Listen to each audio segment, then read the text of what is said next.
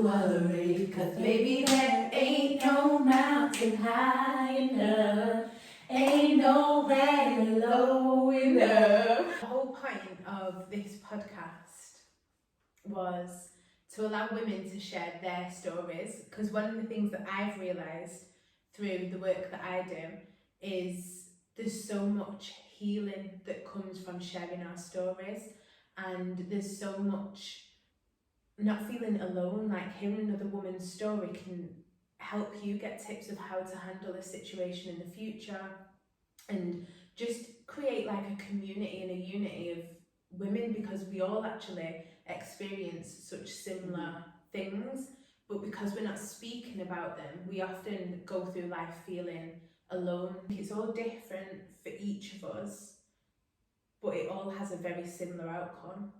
We were like crumbling, but in the crumbling we were really like merging and rising up. Do you know what I mean? Yeah. So almost you've got to hit that rock bottom before you can climb your way back up. Yeah.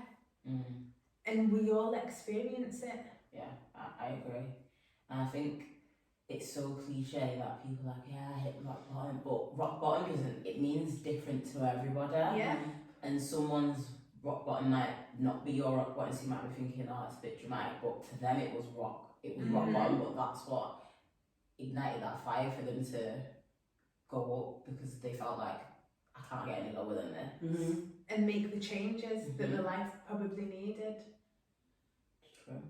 What was your experiences of rock bottom? And what was your situation that made you make that change?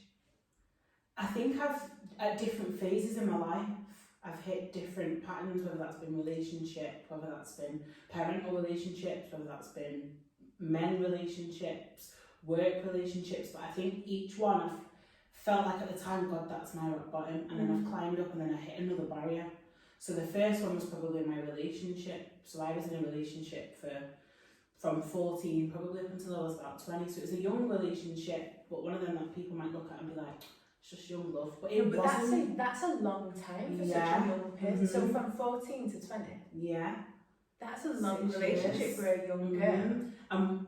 Really, like, you know yourself at 14, and you know what you deem to be love, but from the outside looking in, they're just like, oh, won't last. Look, and I used to get really defensive about it, because I thought, what do you know? Like, you don't know how I feel. Yeah. But not saying that they were right, not saying that they were wrong, but I think through my turbulent experience there, I kind of, that was my rock bottom, and it had a domino effect then. So from then, I felt like I turned really cold. I'm quite a loving person, and I've learned to gradually get there again, but I'd turn cold. I'd write notes on my doors when we'd split up, and I was like, don't come in my room, like, didn't want my sisters to be in.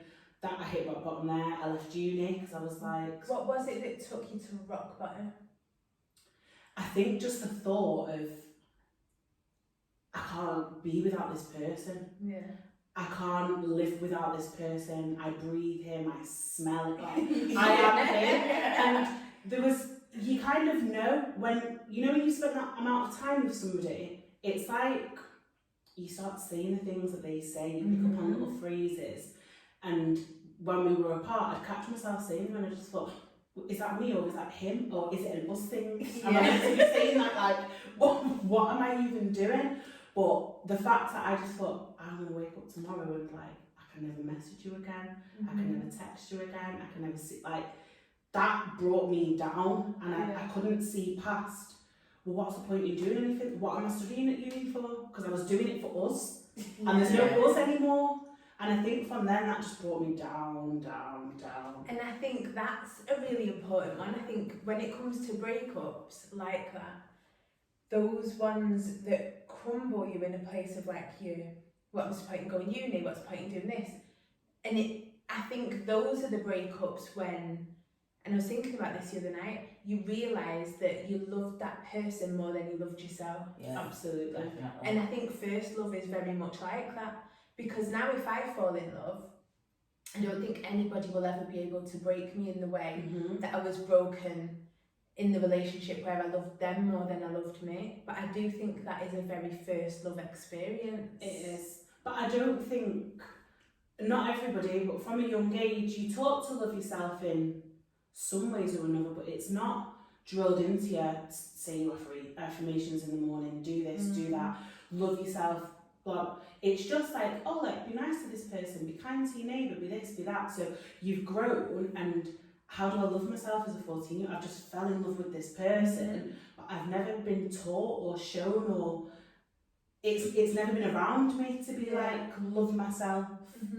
And I don't even think it's not necessarily, you don't know why.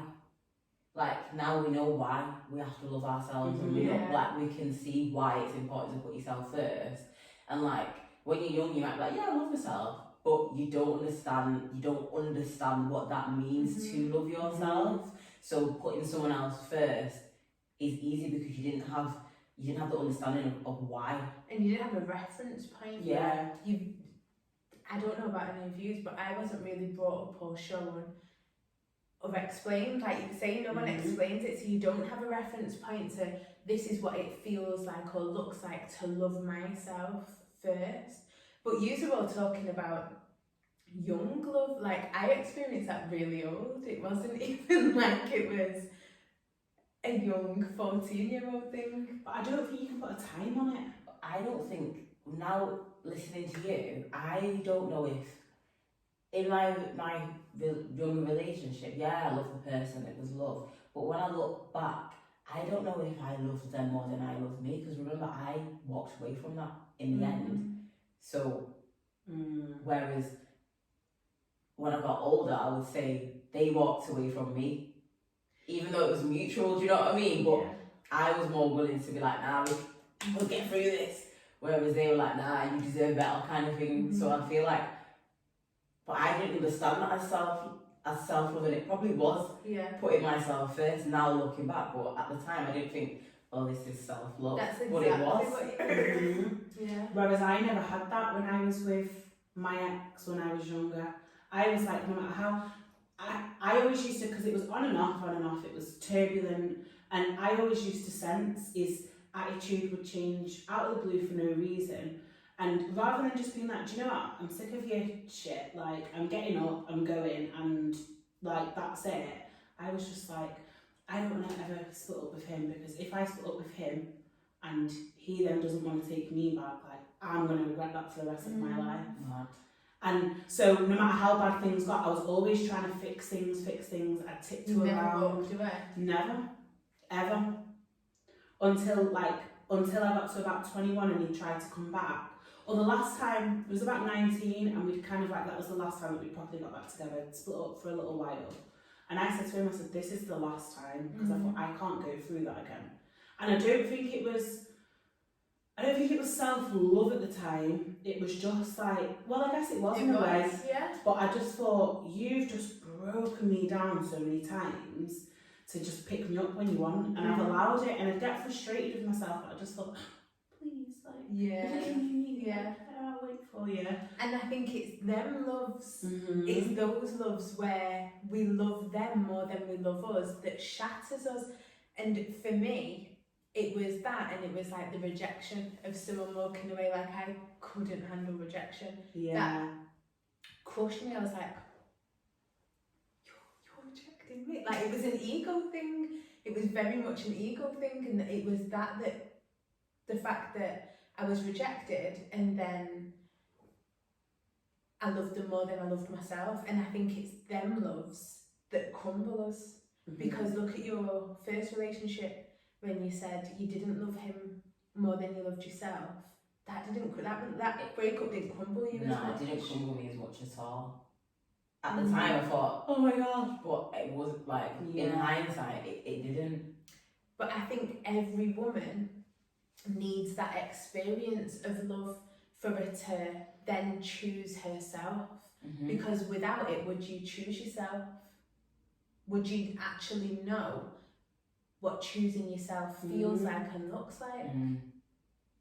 Because you wouldn't actually have anything. You would have no experience of, this is what it looks like when I love myself, and this is what it looks like when I love somebody else more than me. Yeah, it's true. Do you know what I mean?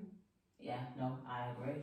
Because even though the first one didn't shatter me and I chose myself, feel like that was more like, now I understand what it is. That was more like, nah, man, I'm settling, like I'm not gonna be happy. Yeah. Whereas now I'm like, no, but this is what it's doing to you. Whereas that was more based on the relationship, not me as a person. And I think as well, you remember the feelings, no matter who it. Automatically now, I don't know for anybody else, but for me, when I'm speaking to somebody new or trying to date somebody, I just think I can see them signs, and I remember them feelings of, God, like, I did love somebody else more than me, and I've not done all this work to get this far to fall back into that same trap. Yeah. But I don't think we ever can, because you can never be that same person. You can never unexperience what you experienced. What would you say was your moment that shifted things the very first time? Maybe, I don't know, you know, when you asked Latrice, I was like, what was that moment for me? Maybe with my ex. But I don't know if that shifted straight away. I feel like it was a build-up, because I don't know, would you, like, I feel like maybe it's because it was dragged out, but I don't feel like I immediately was like, right, okay, me. Yeah, and I don't think anyone is. I do think it's a gradual thing. Yeah. I don't think it's in that moment you crumble and then you're like, right, I'm choosing me for the rest of my life. I feel like it's a process. Yeah. But it's that moment that triggers that process. Yeah, well, I would say it was my last relationship that I was in that triggered that and started the process. I think just, I don't want to be like this. Like, what were you like? What it did for me, it didn't trigger the self-love as instantly, and I don't think I recognised it as self-love at first. It just made me feel like I didn't want to. It made me realise, okay, I've got myself. I don't have you. And it made me realise that I needed to do things for myself in the sense of like dependency on them. So I feel like for me, realising how our relationship worked and how we kind of depended on each other triggered me to start this self-love in this way, because I had to do for myself, if you get what I mean. How didn't you before? In the sense, so for things like, if I was down, I could just make a phone call. I'm feeling like this. Even when I was ill, that time I was really ill, that's when I realised, right, I depend on you. And I thought, now you need to depend on, love yourself, but you don't need somebody to make you feel better, because even though it was like I was ill, it was to make me feel better. I just needed that little bit of love, but I didn't need it. And I think with that relationship was very much like, he was your security blanket, wasn't it? Absolutely. And so as much as you felt like, oh yeah, I'm over him, in times of when you needed that emotional pick-me-up, you would go to him. And I think a lot of women, we've all had that experience, and we've all had that relationship where you just know, then they'll be there. It's not like they won't be there. Absolutely. Even in terms of work, because we were speaking when I was in uni, and I remember the times when I was doing my dissertation, I'd be sat outside the library crying on the phone like, I can't do it. And then when I think it was when, I don't know what it was that we were doing. I think you might have been doing your website, and I was doing something in my room, and to do with my work, and I was going under. I was like, I can't do this. And I was sat on the floor crying my eyes out, but I was in my head, I was, don't for me. that one number that you've got to say is like, do not call. And that's when I realised, nah, I depend on this person. Yeah. It's mad because I never had that. I never had that security blanket. I don't feel. So you've never had a relationship that was a security blanket? No. Maybe in one way, but not in the same way that you've just described. I couldn't pick up the phone and be like, I'm feeling like XYZ, like come and save me, and he'd be there to save me. But it was because of that I craved it, and I was like, why won't you just do this? And there'd be occasions or there'd be times and stuff, but it was just like he put himself first, which I don't resent him for, and part of it's like, well, maybe he was like, you need to sort it out yourself, but at the time it wasn't that. And it didn't feel like that, so I didn't have that like, oh, just come round, or I'm feeling sad to make me feel better. By speaking to him, it used to make me feel better, but he was just like, oh, she's sad, I can't deal with that. Really? Like, log out from it, yeah. And he couldn't handle the emotions. So it's not like your emotions were ever comforted? No. In the whole relationship? Throughout the majority of it, yeah. But it was because of that reason that I craved it.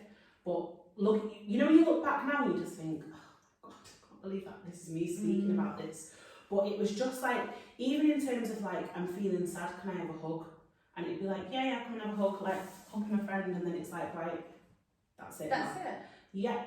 I'm not doing like not all the time. Yeah. I'm being quite dramatic, but it wasn't all the time. But that's what it felt like. It felt like I can't give him a hug for too long because he doesn't like it, so I've got to move back. And I just thought this like kid inside me was just crying, and I just thought I just want a hug. How's that affected you now then with intimacy going forward with other partners? It makes me wary. In terms of, as much as I still want it, as I feel like most people do, it makes me cautious, thinking, oh, men don't like that.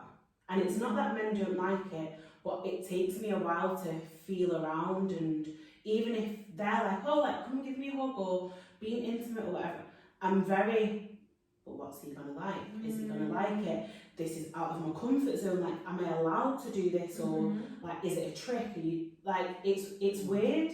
And but not so much now, but I've had them 6 years, 7 years to play about and stuff, and I feel a lot more confident in myself now just because of the work that I'm doing, and this is who I am and this is what I want, and if you don't want it, then we're just not compatible, because that's at a high importance level. But where I lacked it so much beforehand, it took me a while. And it's so funny because we were speaking about this the other night, weren't we? So it took me to, how old was I? 27? 27 till I was in my first, I say proper relationship. Not that it lasted very long, but that was when it was like, that's the first relationship I remember feeling like it was okay to be touchy-feely, and it was because he was so touchy-feely and he was comfortable being intimate, like, and cuddly, lovey-dovey.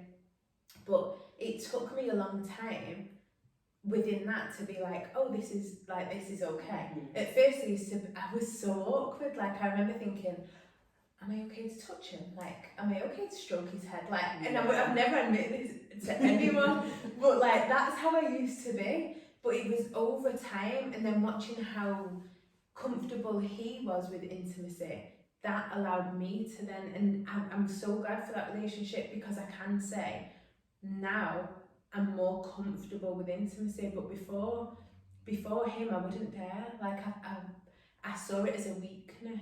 Like, my pride was so high, and it was wasn't great, but like, my pride was so high that I wouldn't even instigate it in fear of being rejected. Yeah. Okay. Do you know what I mean? Whereas I used to get rejected constantly. See, my heart can't handle rejection. Neither can mine. They were the times where it was just like, oh right, like, just cry yourself to sleep then, and I'll be in the bed next to you. But you can't cry too loud, and you can't move too much, because he'll know that you're crying and just be like, what are you crying for? So it was like, just be like, I don't know, it was weird. But it was as like a young, and I'd grown up in a loving family, so I had seen my mum and dad, and they were in, so it wasn't like I'd learned past experiences and seen it, and I was craving too much because I thought I know that it can happen, but it's just not happening with him. But I was in love with you, so I was like, this is just what ours has to be then. Whereas it didn't, but I didn't know that then because I didn't choose myself. I chose him for everything. But yeah. And it's funny when you've been in a relationship where you've chose them and chose them and chose them. When it does crumble, it's like, oh, but what do I want? What do I like? Who am I? It took me so long to find my feet and find my own and just be like, oh, like, I had to compartmentalize everything. I was like, actually, I don't really like that. That was him that liked that, so put that in the bag and like send it back. And this is what I like doing, and this is how I want to work and stuff.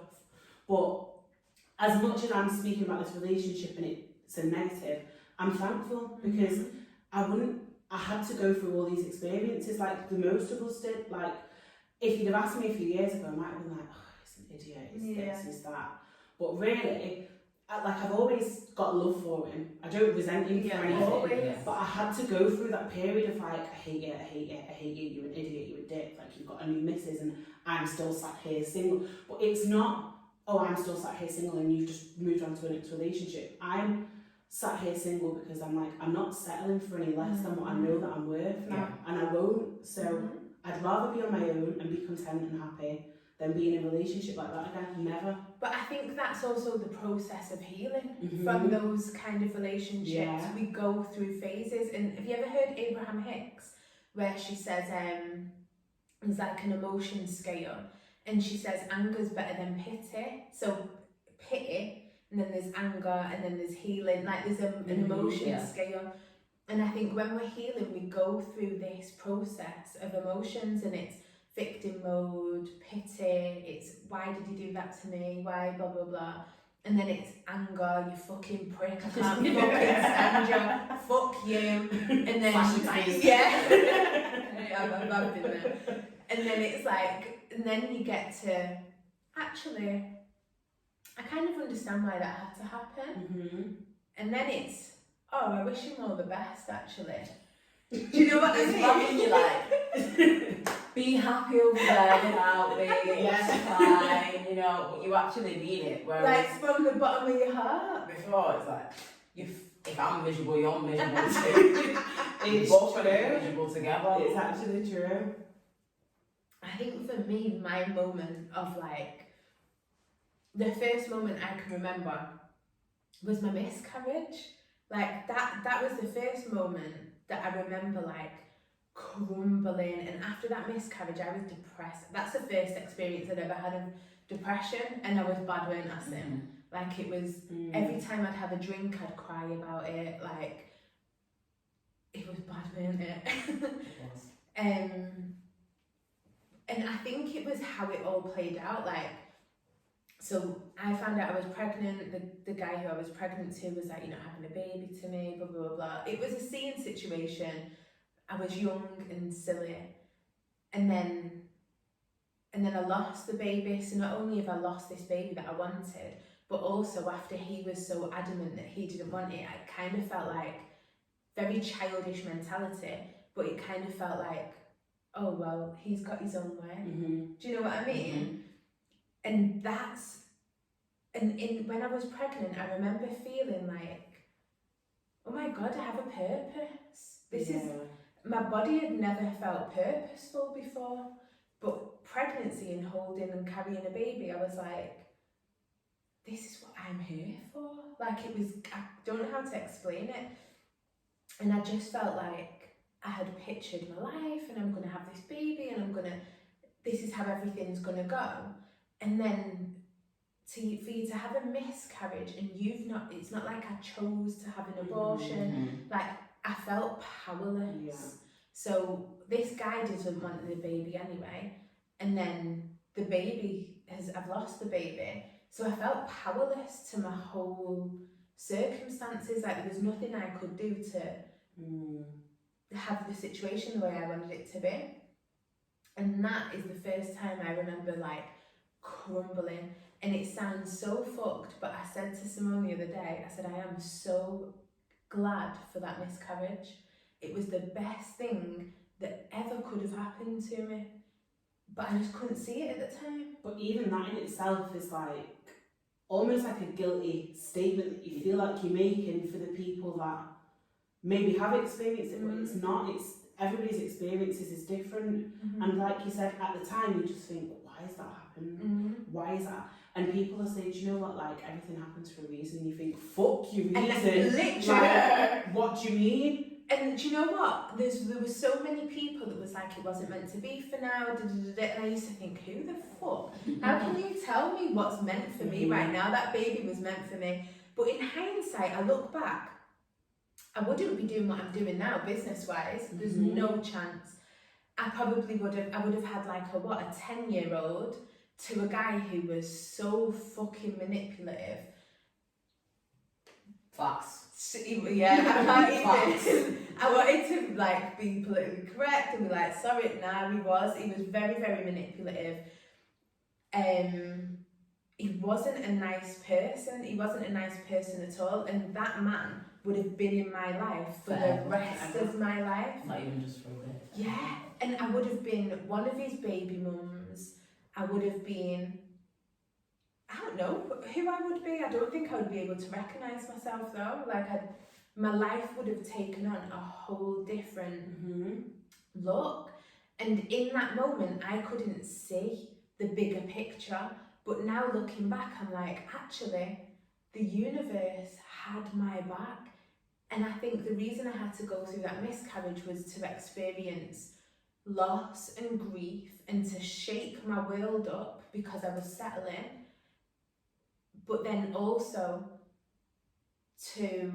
because I was going down a path of actually, this isn't where you're meant to be. But this experience that's really painful is going to shake shit up for you so you step up. And that's how I found spirituality. That's how I found meditating. That's how I found... I remember. Isn't it? That's where it all started. Yeah, 10 years ago. Like, that's when I got onto this path. If it wasn't for that miscarriage, I wouldn't be doing anything I'm doing now. Isn't it scary to just look back? We were speaking about this the other day, saying, oh, you know when you're watching a film and it's like they've gone back into the past and everyone's like, don't touch anything. Yeah. Like if you ate an apple, you can change it. Don't eat a banana. And you just think, fam, eat a banana. But that one small change at the time, that it might have only seemed minor, could have literally shifted everything. Like, had you have been still with that guy, or even not with him, but in your life with your kid, like, he was manipulative. Am I still under your control? Like, it's like little puppeteers. Like, am I having to sing and dance to everything because I've not been through all of that, my world crumbling, to know that I'm worth any better, or to know that I can be better. Yeah. And it was crazy. When it first happened, I felt like a really strange attachment to him because obviously I'd lost the baby and he was the father of the baby, so there was a weird attachment there, do you remember? And I wanted to be around him. And then over time, it's like these rose-tinted glasses were taken off and I could fully see him for who he was. And I was like, what the fuck am I doing? And it was like that, wasn't it? I was like, nah, I'm done. But I'm very much like that. Or I have been in the past. I don't know what I'm like really in relationships now because I haven't had one since I've been this version of myself. But like, I would very much like put up, and then I would just, it's like a switch, and there's no coming back. Like, there's nothing you can do to get back. It's mad. Crazy, isn't it? I think I'm a lot like that now. There's still stuff that I can put up with, but I get a sniff of something that I don't like, and I'm just like, nah. But I think that's in the moment. I think where I switch off so dramatically, I don't naturally think that that's my way of dealing with things, but sometimes I'm just like, you push me so far, no. And it might be months later that I sit there in a reflection and I think, oh, remember that? And then I don't remember why anything happened, but I just know in myself it must have happened for a reason, because I wouldn't have just switched off so cold like that. And I think we all have like a line that once that line's crossed, it's like, no, that's one. And I think it's different for every single one of us. There's times where I've been putting up with something and Symone will speak to me and she'll be like, Kai, really? And then there's things that Sim's been thinking, I'll be like, Sim, really? But everybody's line's different, and I think everybody's line's different is because we've all had different upbringings. So what we've seen growing up, internally for us, we'll be like, I will never do that, or that's okay. And so what I will accept and enjoy in a relationship will be totally different to yours and yours. Because we've all experienced such a different way of being brought up, and what is acceptable and what's unacceptable. It is true. It's so true. Is there any so I don't know. Is it so okay, if we're talking about work instead of relationships, when you were what made you think I'm not doing this anymore? In terms of work? Yeah. When I left your relationship, so your relationships or whatever, we've been speaking about what in terms of work, because none of us have conventional. No, we don't. Badass bitches. Work-wise, I've always been like that, though. I have literally every job possible I've done, and when I'm done, and I'll just get off. And it takes a lot for me, not a lot for me to be fulfilled. It doesn't take a lot for me to be fulfilled. I don't settle for very long. And the minute I feel like I'm settling, I'll leave. And quite irresponsibly as well. I'll have all these responsibilities and be like, but I don't want to go. Remember when I left the hairdressers for a fun day? I didn't go block me or something like that. I was kicked out living at your mum's house at this point, and your mum was like, she can't stay here without a job. She was going to leave me for a fun day. That was so funny. I think for me, it was when I broke up, when I had that breakup, when I left probation, I had that breakup. He'd left me, or we'd broke up, and I was like, actually, without him, what else do I like in my life? And there was nothing. It was like I had made him the centre of my world, and everything else was a bit shit in my life, but it's okay because I was with him. And then we broke up, and then I had nothing. So I was like, well, no, I'm not doing this job anymore. How can I create my little world to be the world that I enjoy and I love? So I'd say it was that for me. What about you? I don't know. I think I'm probably just knowing that this isn't where I'm supposed to be, and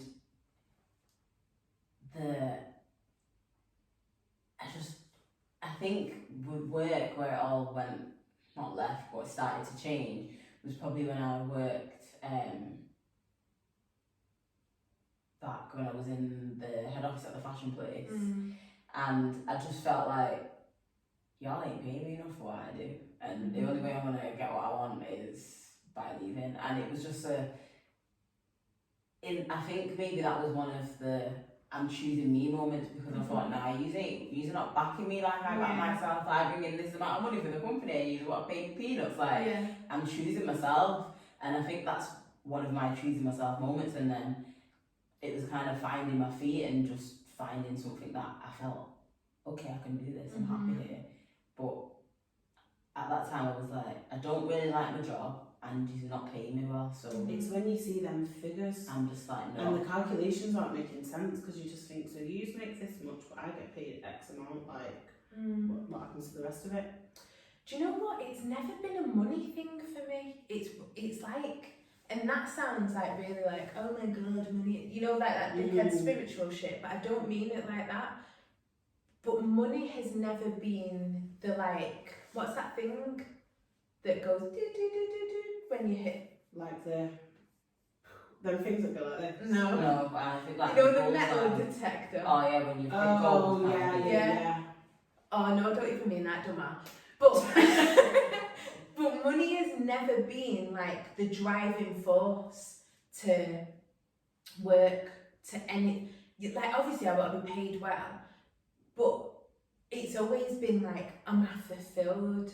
Like probation, I was being paid really, really well. Like probably, well, yeah, the best I've been paid in any job I'd done up until then when I was younger. But it just wasn't enough. It wasn't like I'm on this good money, so I'll just put up and shut up. Yeah.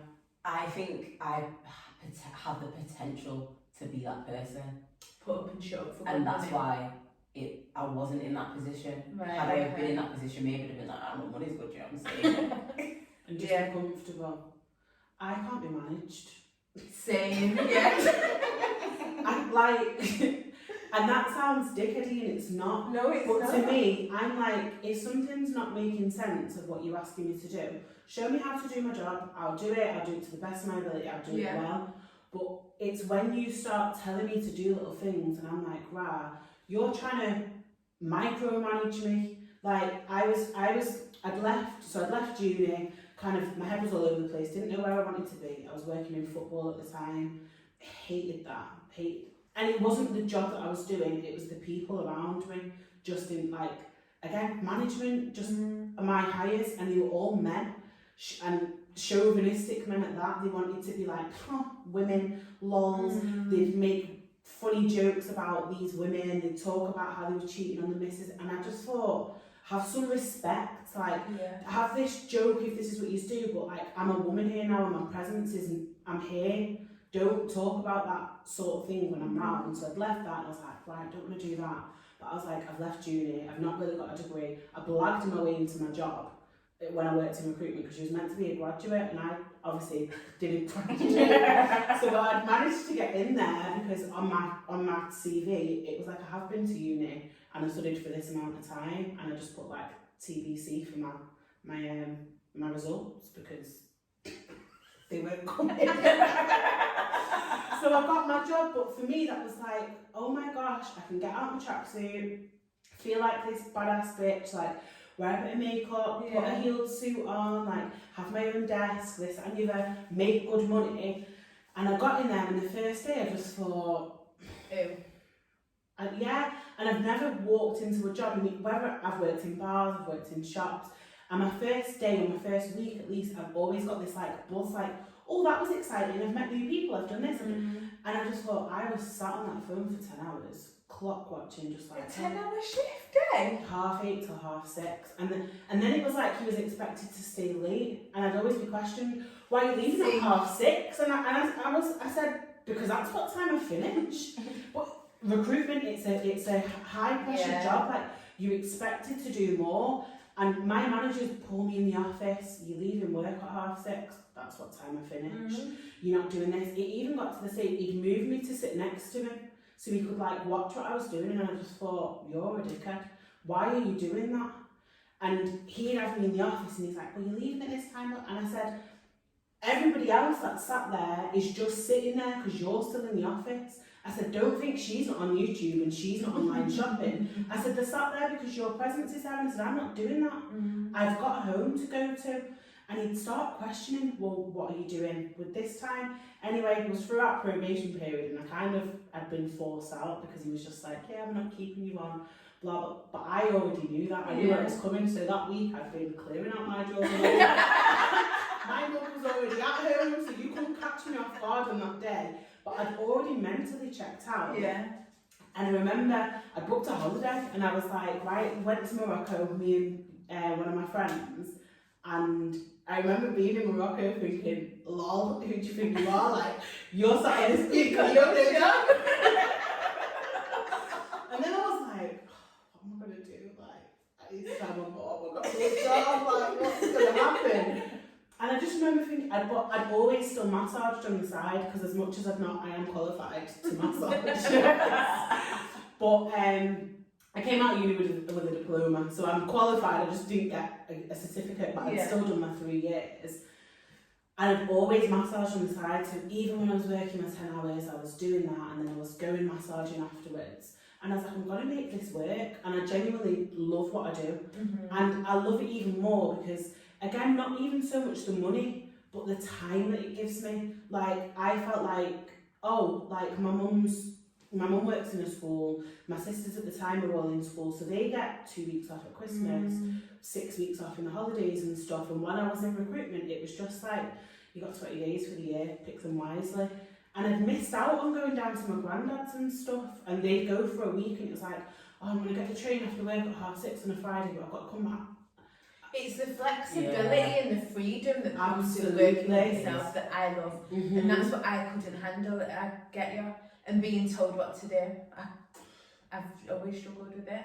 But I think working for yourself, like the flexibility, the freedom, it's at your leisure. Like if you want to take clients on a certain day, you can take clients. If you don't, then you don't. And it's kind of, it takes a while to build up your clientele. It takes a while to build up your base. But once you have that, I think the first year, I found for me, it took about a year to really lay the foundation down.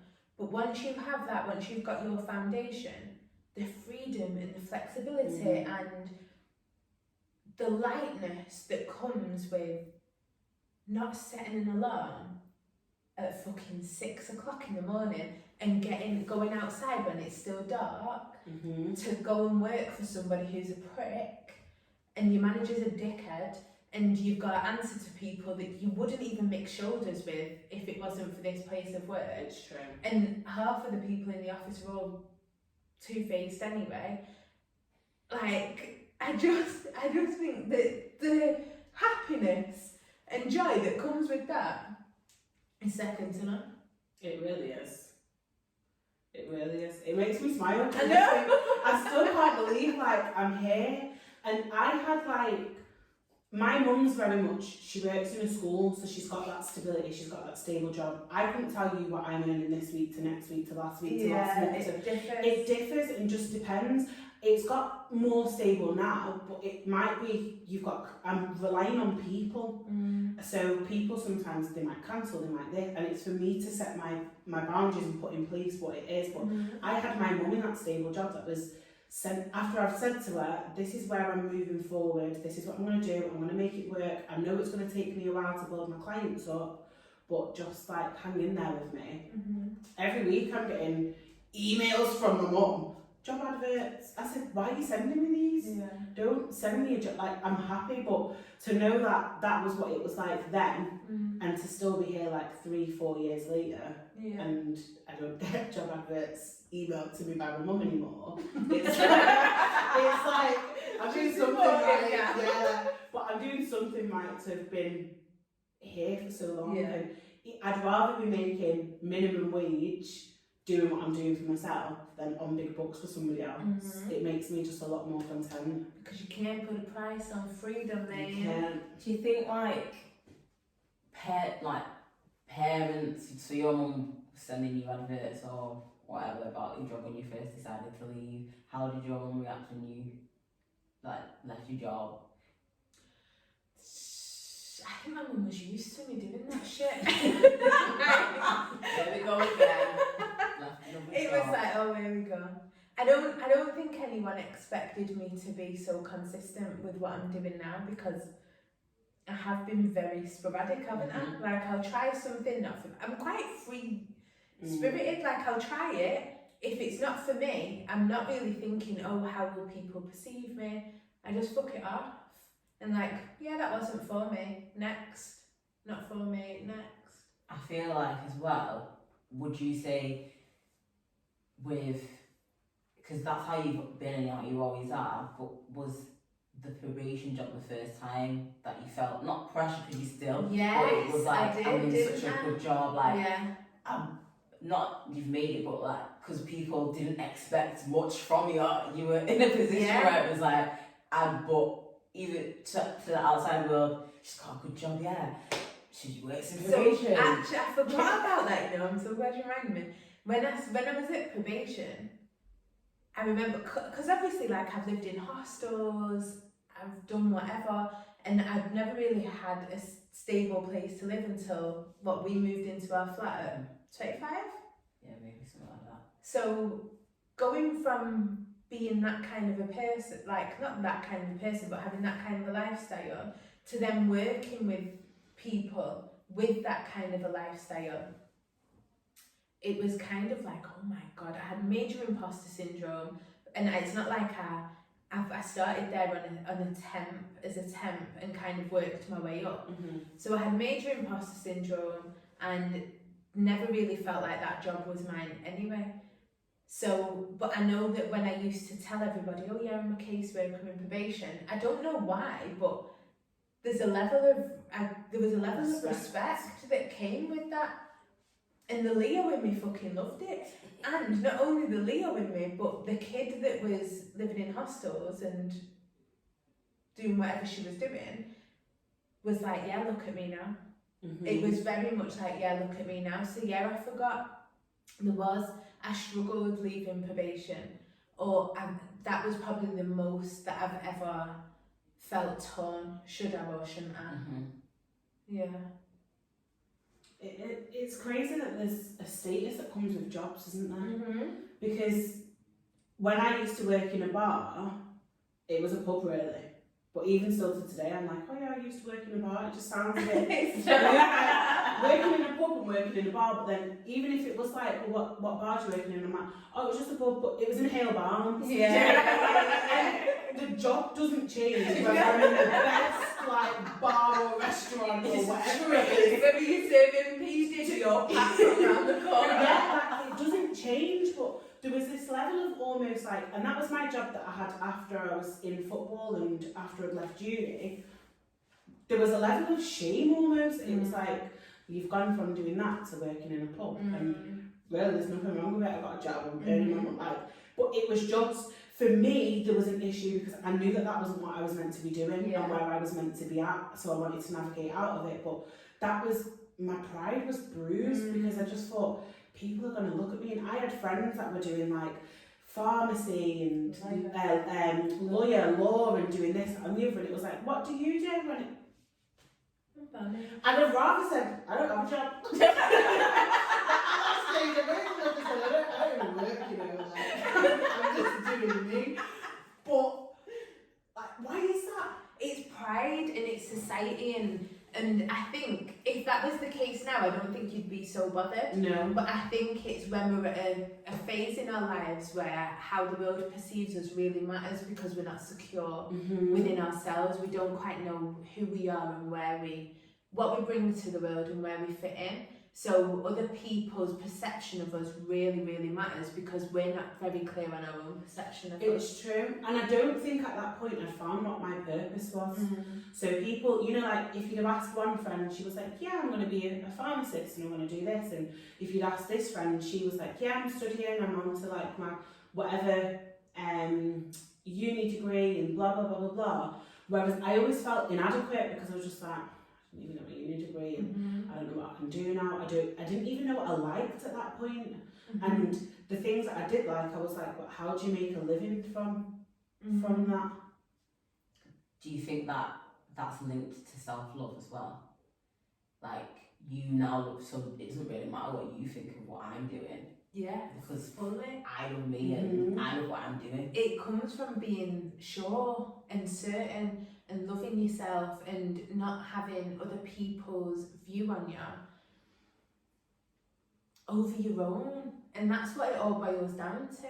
When we care what others think, it's because we view them more important than us and we're still unsure about ourselves.